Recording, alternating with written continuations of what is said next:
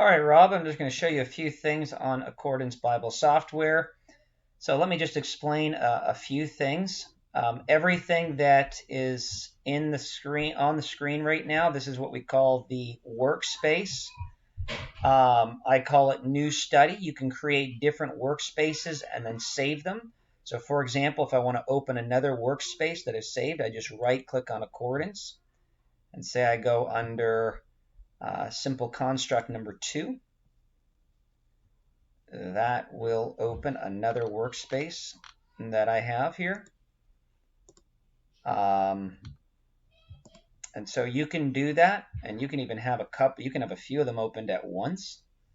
But I'm just going to continue on here. So that's the workspace, and then you'll notice I have 3 zones open. So this is a zone right over here.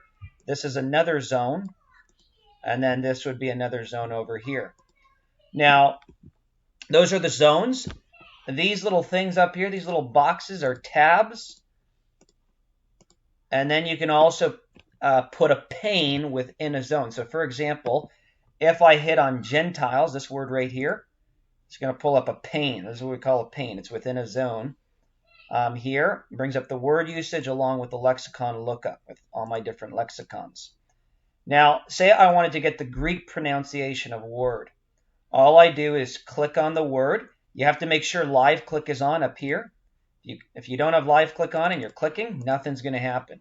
But if you have your live click on, just one click on the word. Say I do the word sheep. I go to lexicon lookup. I go to Mounce's Greek dictionary, and I open it up. And then I can get the Greek pronunciation of the word sheep. Probaton. Probaton. So that's how you do that. You were wondering about highlights. Highlights is simple. You just go to Window. You go down to Highlights. You go on Live Highlight, and then this will bring out all my highlights here that I've saved that I use. If you want to highlight, you make sure that it's enabled. So for example, say you just take your mouse and drag it across the area that you want to highlight. I can do that. I can put in a box in there as well. Don't know why I lost my highlight, my blue highlight there. So anyways, and then you can also erase, just doing that. You can use a pen and just kind of make arrows across the screen if you want to do that kind of thing. But I don't really use that too often. But you can do that. Then if you hit on this chain, you can do show symbols, and there's all kinds of symbols as well that you can use. I don't really use them much. If you want to create a new highlight, you just go on Define Highlight Styles, and you just hit New. You hit a new one, and then it's going to ask you for the name that you're going to call it, the color here, the intensity of the tone of the color, the shape, and then after you do all that, you just hit OK, and then it's going to appear right here. Now, you can also highlight without keeping this box open by simply taking your mouse and dragging it across the area you want to highlight, and then it'll bring out a few colors here. There's also like this little paint dish here that you can hit that, and then just hit on the color or line that you want to use to underline on the text. So that's how you would highlight. I'll show you a couple of other cool features. On the info pane, I'll give you some more information about this. So you'll notice here that my Bible has these 2 arrows, and my info pane has these 2 arrows. That means these 2 tabs here are linked, so that wherever my text goes, that's where the info pane is going to go. Okay? So if you want to link 2 tabs together, you just hit this arrow, you go on Tab Ties, and it'll ask you what you want to tie that tab with. So my info pane right now is tied to my commentaries over here. There's 2 arrows, along with my Bible over here. So that means they're all connected. So here are some of my commentaries. Of course, you can change the sizes here. You can determine how many commentaries you want to show. by just going show less, show more, depending on what you want to show. If I have my info pane over here, I could simply make the info pane larger if I wanted to. I like to keep it at about that size. But in keeping it at this size, what happens is if I click on a commentary, you'll notice I'll get another pane open here, which is just kind of too small to be reading through. And so if I want a commentary to show up over here on this zone, all I do is hold on the control key on your keyboard and then hit the commentary, and then it'll show up over here. And as I scroll along in my text, my commentary will follow. And it's the same thing for the study Bibles. Now you got other information. I got parallel passages in your info pane. I've designed my workspace to work in such a way that when I want to have a passage show up, I can just hit on the text and it'll show up over here in this zone.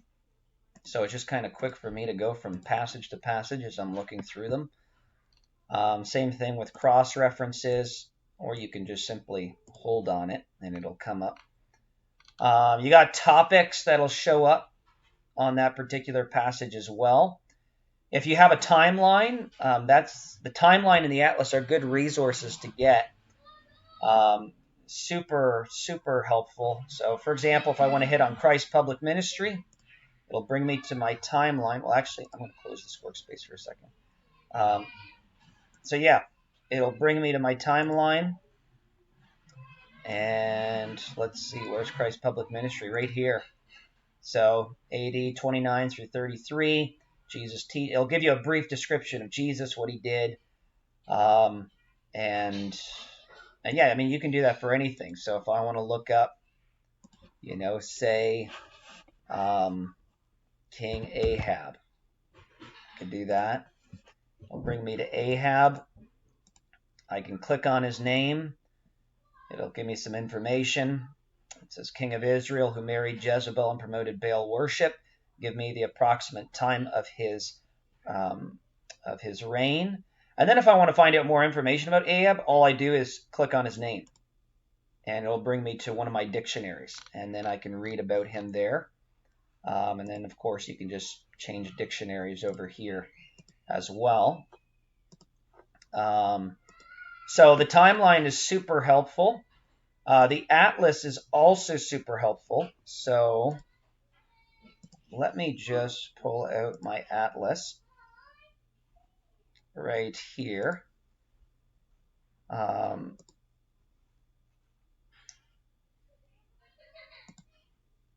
I get rid of the highways. So say, for example, I want to look up Bethel. Again, just double click the place, and then it'll bring up a dictionary, some information on Bethel. Very often they'll have pictures as well. But the atlas is just so cool. So the graphic features on Accordance are just spectacular. You can do all kinds of different things if you want to. Want to see the extent of the base of the Roman Empire, you can do that and kind of zone out here just to see how comprehensive it was. So yeah, look at that.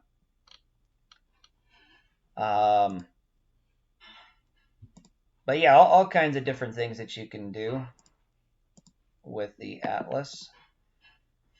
I'm just going to take that off. No regions. So yeah, you can kind of play around with it, do different things. If you want to see Jacob's journeys, whatever, like it'll show you all that stuff. Very helpful tool. So that's the atlas. I'll go back here for a second. Other great tool is the research.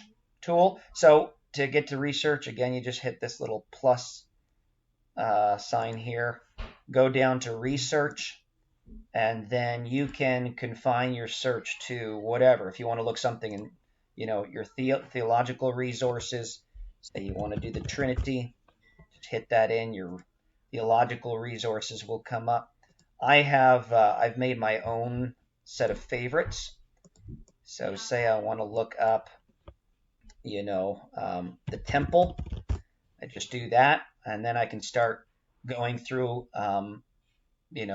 here's my study Bible. So say I open the ESV study Bible, it'll bring me to some articles that they have on the temple. So I'll click on Solomon's Temple and Palace Complex, and bam, there you have it. Solomon's Temple and Palace Complex. That they have an article on that, and then here's some pictures that you can look at as well.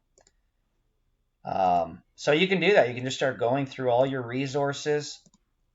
I can go into my visual resources, virtual Bible. This is a great resource that Accordance offers. Graphics are just really nice looking. They have videos as well that you can watch. As we circle Herod's rectum, Roman soldiers stood watch over the Jewish crowds in the temple courts. So, anyways, yeah, the research is just a great. I use it all the time, and it's super helpful.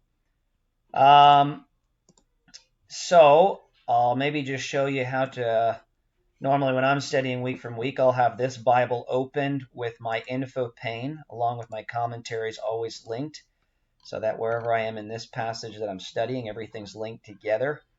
And then I'll have another Bible translation open up just for running searches, so that it's not affecting these zones, the zones that are linked.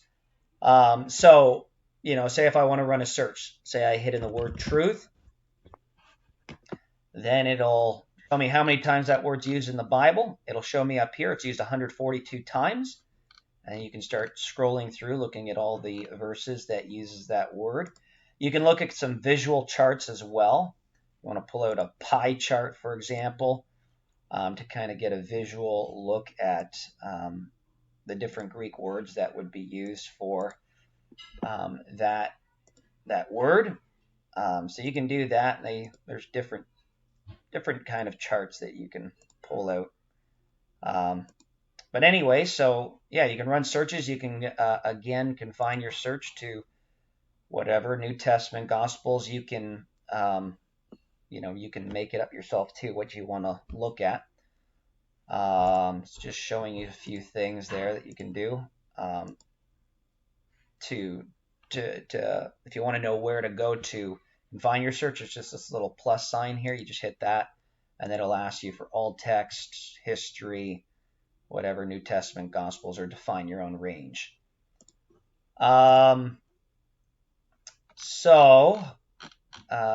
Let's see. If you want to go into your preferences and change your settings, like your fonts and the colors and the background colors and those kind of things, you go to preferences, and then it'll bring out your if you want to change the settings around. For example, you have text display here. That's for your translations. Tool display would be for like your dictionaries, commentaries, theological works. Fonts here, you can change your fonts, the color of your font, background color, you can change that around. This is the line spacing, so that would be like the gap in between the lines, how much of a gap you want. And so, I mean, you can look at this stuff yourself and do some exploration, as there's a lot of things that you can adjust according to your liking. Another cool feature I'll show you here is if you want to get, just look at all, say you have a ton of translations and you want to do some translation comparison, all you do is click on the verse. And that's all it takes. So, for example, Matthew 11:11, all I do is click on it. And I'm going to bring this up here. And there you have it. These are all the translations that I put here that I like to compare. And that's all it is. All you do is just click the verse, and it'll bring you to that verse. And then you can even open up more verses if you want for translation. And so that's a really quick, handy tool. Another cool thing that you can do is if you want to, say I want to go searching on the internet for something. Let's go to Acts 2. Say I want to look up the word prophesy. Watch this. I can just right click on the word prophesy. I can go to website, and then there's other websites that you can, I mean, these are just the ones that I have here. You can get more, where if I want to look up the word prophesy in the Gospel Coalition, maybe they'll have an article on it, Desiring God. Let's see what John Piper's ministry says about that. So it'll bring the website right into your Accordance workspace. And so I can open that up in Accordance. And here's an article on prophecy. There's probably sermons in here too.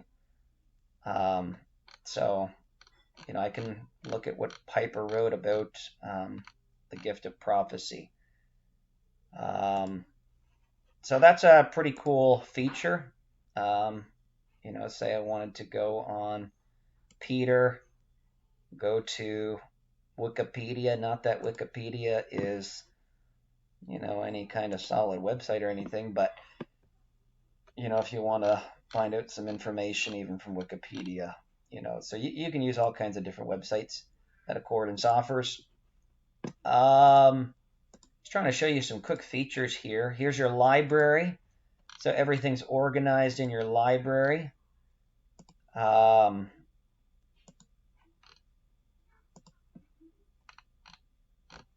If you want to look up a book, like say I don't want to go looking in my library for it, you can just write it in if you know what it is. So say I want to look for Philip Schaff on church history.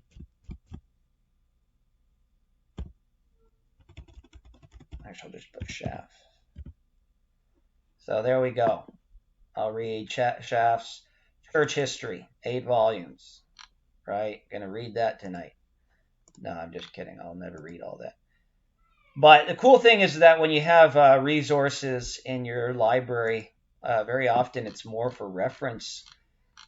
Sometimes you're not reading through a whole book. It's just more for reference because a lot of things, everything's kind of integrated.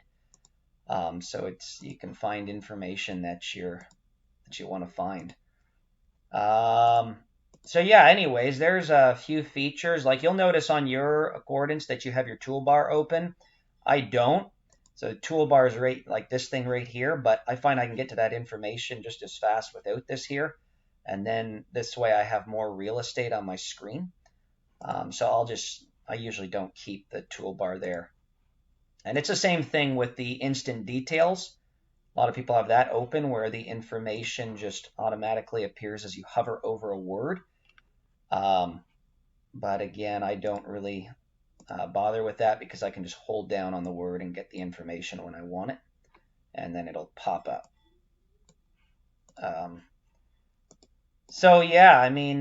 All kinds of stuff you can do, but there's a few little nuggets for you. So enjoy Accordance.